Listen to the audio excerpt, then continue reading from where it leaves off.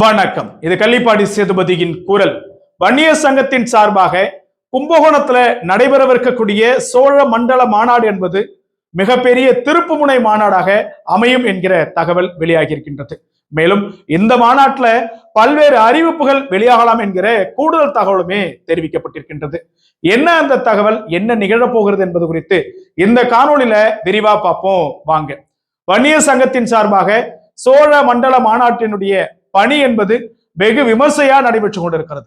அதற்கான காரணம் நாம் எல்லோருமே அறிந்ததுதான்.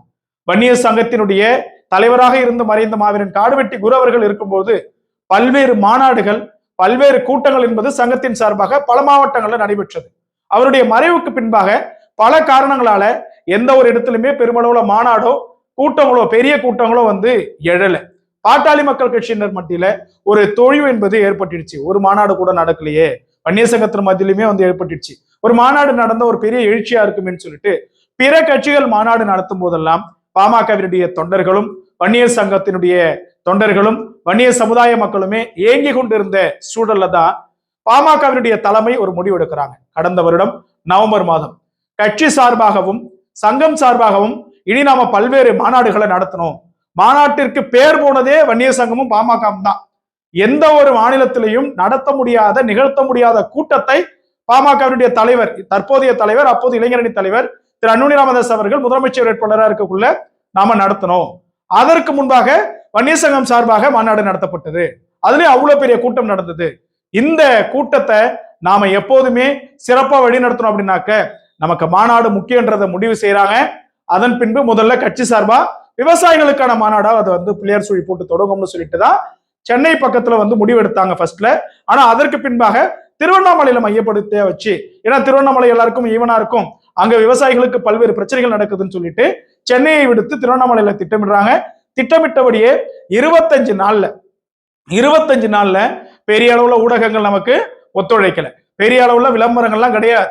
பாமகவினுடைய சமூக ஊடகங்களின் வாயிலாகவும் கட்சியினுடைய முக்கியவர்களினுடைய செய்தியாகவுமே பரவி ஒரு மிகப்பெரிய 5 லட்சத்திற்கும் மேற்பட்ட மக்கள் ஒன்று கூடிய மாநாடா விவசாய மாநாடு என்பது திருவண்ணாமலையில நடைபெற்றது.